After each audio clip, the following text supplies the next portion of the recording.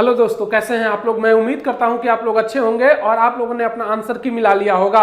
हमारे जो स्टूडेंट हैं उन्होंने अपना आंसर की मिला लिया है और मुझे अपना जो है कि नंबर उन्होंने शेयर किया है।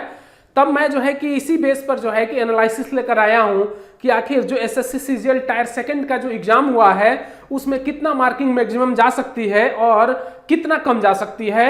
इस पे हम लोग चर्चा करेंगे और देखेंगे कि हमारा हर कैटेगरी में जो है कि कितना नंबर का वेरिएशन आ रहा है उसको भी हम लोग देखने का प्रयास करेंगे, ताकि आप पूरी तरीके से सेटिस्फाइड हो सकें कि आखिर जो हमारा कट ऑफ है वो कितना रहने वाला है।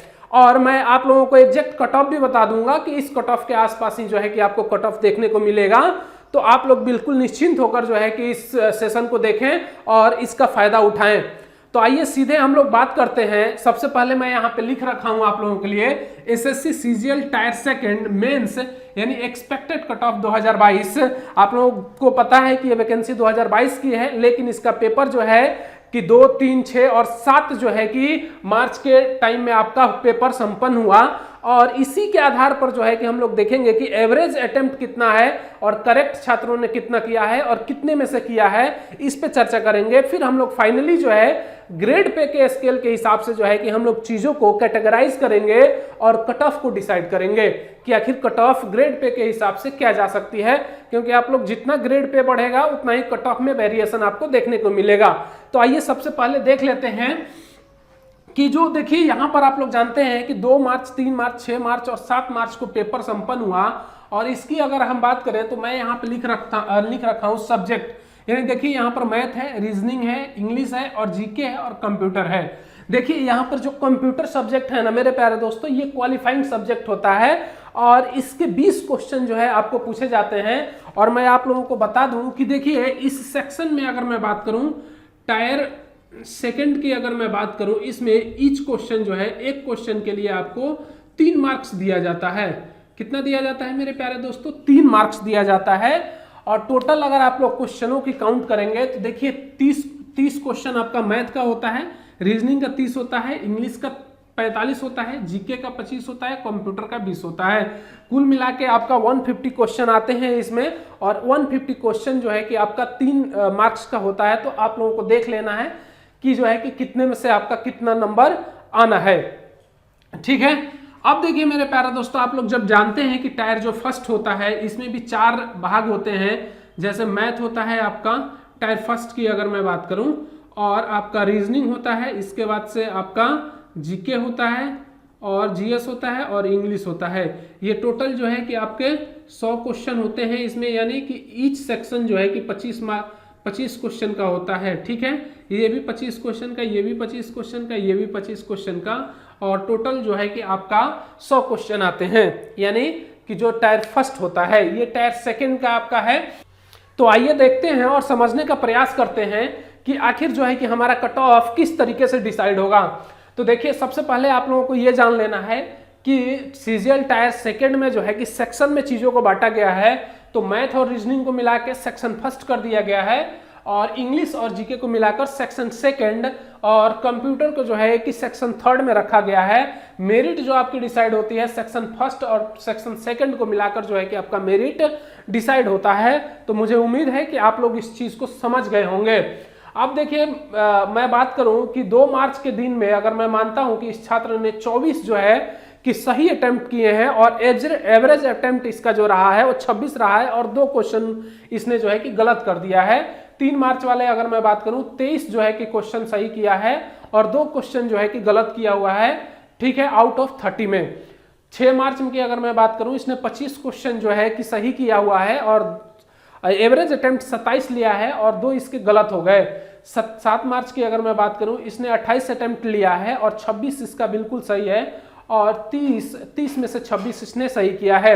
आप लोग जानते हैं कि एक क्वेश्चन जो है कि 3 मार्क्स का होता है। तो मेरे प्यारे दोस्तों यहाँ अगर मैं बात करूं कि 24 अगर इसका सही है तो 24 तिया कितना होता है आपका 72 नंबर हो जाता है। और आप लोग जानते हैं कि निगेटिव की अगर मैं बात करूं कि निगेटिव मार्किंग कितनी है मेरे प्यारे दोस्तों 1/3 है। तो 3 नंबर का एक क्वेश्चन है तो 1/3 की अगर मैं बात करूं तो 1 नंबर जो है कि कट जाएगा, यानी कि 2 क्वेश्चन गलत है इसका तो 2 नंबर यहां से इसका घट जाएगा, यानी कि नेट इसका जो मार्किंग हुआ 70 के आसपास हुआ। यानी कि 70 नंबर ये मैथ में लाया। अब मैं बात करूं कि ये 2 मार्च वाले छात्र रीजनिंग में कितने लाए, तो रीजनिंग में देखिए अगर एवरेज अटेम्प्ट अगर मैं 27 मान लूं तो यहां भी जो है कि उसका 25 सही है, तो 25 और 3 75 हो जाएगा, और 2 क्वेश्चन गलत है तो 2 घटा देते हैं तो 73 उसका नेट मार्किंग हो गया। इसी तरह इंग्लिश की अगर मैं बात करूं तो 39 अगर मार्क्स को लेकर आया है, यानी एवरेज अटेम्प्ट अगर मैं कहूं कि अगर 40-41 के आसपास है, यानी 43 भी है, क्या है 43 मान लेते हैं हम, इसका 43 है एवरेज अटेम्प्ट, और ये 39 लाया है इंटू 3, 18 एक 108 मार्क, और देखिए 39 और ये 40, 4 इसका गलत हो गया, 4 का मतलब 4 नंबर हम काट दें यहाँ से, इसका मतलब ये है कि 104 मार्किंग जो है कि उसने नेट प्राप्त की। ठीक है, 2 तारीख का जो भी छात्र है। इसके अलावा जीके की अगर मैं बात करूं कि अगर इसका 11 जो है कि सही है बिल्कुल, तो इसका मतलब है कि उसने अटेम्प्ट जो है कि 14-15 के आसपास लिया होगा। तो 14-15 अगर लिया होगा, मान लेते हैं 15 लिया है ये, तो ये आपका जो है कि 33 और 15 लिया है तो 4 ज्यादा है, यानी कि 4 नंबर इसका काट दें हम, इसका मतलब है कि 29 नंबर जो है कि नेट इसका जो है कि स्कोर खड़ा हुआ यहाँ पर 2 मार्च वाले दिन के छात्र का। कंप्यूटर आप लोग जानते हैं ये क्वालिफाइंग है, तो आपको जो है कि ये पास होना अनिवार्य है, अगर आप इसमें पास नहीं होते हैं तो आप फेल मान लिए जाएंगे। ठीक है, इसी तरह प्रत्येक जो है कि डेट में, यानी कि 2 मार्च के डेट में भी जो है कि मैथ, रीजनिंग, इंग्लिश, जीके और कंप्यूटर में अटेम्प्ट हुआ होगा छात्रों का। इस हिसाब को मैंने देखते हुए मैंने ये आपको लगाया है आंकड़ा कि अगर आप जो है कि कट ऑफ की तरफ अगर थोड़ा भी बढ़ते हैं, क्या बढ़ते हैं, ये जो है कि ग्रेड पे है, ये क्या है, मैंने लिख रखा है ग्रेड पे। अब देखिए 2400 grade pay, 2800 grade pay, 4200 grade pay और 4800 ग्रेड पे की अगर मैं बात करूं तो इसमें अगर आप लोग देखिए यूआर की अगर मैं बात करूं, किसकी मैं बात करूं, यूआर की, तो यूआर में अगर 24 ग्रेड पे की अगर मैं बात करूं तो 265 अगर जिनका भी छात्र का नंबर आ रहा होगा ओवरऑल 265, वो जो है कि फाइनल सिलेक्शन के लिए उत्तरदायी हो जाएंगे। 285 जिनका भी आ रहा होगा 2800 में यूआर में, तो उनका फाइनल सिलेक्शन हो जाएगा। अगर 4200 ग्रेड पे की अगर मैं बात करूं तो 300 मार्किंग जिनका भी आएगा यूआर में वो फाइनल सिलेक्ट हो जाएंगे। और 4800 ग्रेड पे की अगर मैं बात करूं तो इसमें अगर 312 से 15 नंबर के बीच में अगर आपका आ रहा है तो आप फाइनल सिलेक्शन के लिए उत्तरदायी होंगे। अब ओबीसी की अगर मैं बात करूं तो ओबीसी में अगर 24 ग्रेड पे में आपका 260 नंबर बन रहा है तो आप जो है कि फाइनल सिलेक्शन के लिए उत्तरदायी होंगे। 2800 ग्रेड पे की अगर मैं बात करूं तो 275 मार्क अगर बन रहे हैं आपके तो आप फाइनल सिलेक्शन के लिए उत्तरदायी होंगे।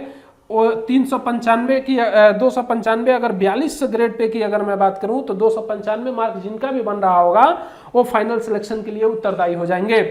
4800 ग्रेड पे की अगर मैं बात करूं तो 300 मार्किंग जिनका भी बनेगा वो जो है कि इसके लिए उत्तरदायी हो जाएंगे, इस पोस्ट के लिए उत्तरदायी हो जाएंगे। अब ईडब्ल्यूएस की अगर मैं बात करूं यहां पर तो 24 ग्रेड पे की अगर मैं बात करूं तो 260 मार्किंग जिनका भी आएगा ईडब्ल्यूएस में उनका सिलेक्शन हो जाएगा। 2800 ग्रेड पे की अगर मैं बात करूं तो 280 नंबर जिनका भी बनेगा फाइनल सिलेक्शन हो जाएगा। 4200 की अगर मैं बात करूं तो 295 जिनका भी बनेगा फाइनल सिलेक्शन हो जाएगा। इसके अलावा 48 ग्रेड पे की अगर मैं बात करूं तो 305 मार्किंग जिनका बनेगा उनका फाइनल सिलेक्शन होगा। अब एससी की अगर बात कर लेते हैं तो 2400 ग्रेड पे में 220 मार्क जिनका भी आएगा फाइनल सिलेक्शन होगा। 2800 ग्रेड पे की अगर मैं बात करूं तो 230 मार्क जिनका बनेगा उनका फाइनल सिलेक्शन होगा। 4200 की अगर मैं बात करूं तो 245 जिनका भी बनेगा उनका सिलेक्शन हो जाएगा। 4800 की अगर मैं बात करूं तो 260 मार्क जिनका भी बनेगा उनका एससी कैटेगरी से जो है कि फाइनल सिलेक्शन होगा। अब एसटी की अगर मैं बात करूं तो एसटी में देखिए 24 ग्रेड पे में जिनका भी 205 मार्क अगर आ रहा है वो फाइनल सिलेक्शन के लिए उत्तरदायी होंगे। इसके अलावा अगर मैं बात करूं कि 2800 ग्रेड पे की अगर मैं बात करूं तो 212 मार्क जिनका आएगा वो एसटी में हो जाएंगे। और 4200 ग्रेड पे की मैं बात करूं तो 230 मार्क जिनका भी आएगा वो फाइनल सिलेक्शन के लिए उत्तरदायी होंगे। 4800 ग्रेड पे की अगर मैं बात करूं तो 245 मार्क जिनका भी आएगा वो फाइनल सिलेक्शन के लिए उत्तरदायी होंगे। पीएच की अगर मैं बात करूं, पीएच और ओएच की अगर मैं बात करूं तो इनका भी मान के चलिए 190 के आसपास जिनका भी आएगा, यानी कि 180 से लेकर 190 के बीच में अगर जिनका भी आएगा उनको ग्रेड पे 2400, 2800, 4200 और 4800 तीन चारों में जो है कि उनका फाइनल सिलेक्शन पूरा चांस रहेगा होने का। तो ये कट ऑफ है जो है कि अब इसमें वेरिएशन आपको देखना है कि कितने का वेरिएशन है। देखिए प्रत्येक में 5 नंबर का वेरिएशन हमने आप लोगों को दिखाया है। तो 5 नंबर एससी और एसटी के बीच में जो वेरिएशन है वो थोड़ा सा ज़्यादा है, ठीक है। लेकिन OUR, OBC और EWS की अगर मैं बात करूँ, इन तीनों में ज़्यादा का अंतर नहीं मिलेगा आपको। 5 नंबर कहीं 7 नंबर का अंतर आपको देखने को मिलेगा। तो मिनिमम जो है कि आपका 5 और मैक्सिमम 10 मार्क्स का अंतर जो है कि आपको देखने को मिलेगा। तो यही वेरिएशन रहने वाला है, इससे ज़्यादा वेरिएशन आपका नहीं जाएगा। तो मैं उम्मीद करता हूं कि ये सारी चीज़ें आपको समझ में आई होंगी। और आप लोग जो है कि अगर आप लोगों को ये वीडियो पसंद आता है तो कृपया करके आप लोग, एक लाल बटन होता है जिस पे सब्सक्राइब लिखा होता है, उसको दबा लिया करिए, ताकि पल पल का नोटिस जो है कि आपको मिलता रहे इस चीज़ का कि मैं इधर से वीडियो डाल रहा हूँ और आप तक पहुँच रहा है, ठीक है। तो मैं उम्मीद करता हूँ कि ये सारी चीज़ें आपको समझ में आई होंगी। तो सबसे ज़्यादा जो है कि एवरेज अटेम्प्ट की अगर मैं बात करूँ तो इस पे डिपेंड करता है कि एवरेज अटेम्प्ट जो है कि छात्रों ने कितना किया है। और लगभग वेरिएशन जो है एक क्वेश्चन का है एवरेज अटेम्प्ट में, ज़्यादा का वेरिएशन नहीं देखा गया है। तो मैं आपसे कहूँगा कि आप लोग जो है कि अगर इसको देख रहे हैं तो आप लोग जो है कि निश्चिंत हो जाइए, ठीक है, कि आपका इतना मार्क्स आ रहा है, आप सेटिस्फाइड होके और आगे की कार्रवाई में लग जाएं, ठीक है। तो आज के लिए मेरे प्यारे दोस्तों इतना ही, मिलते हैं अगले वीडियो में, तब तक के लिए जय हिंद।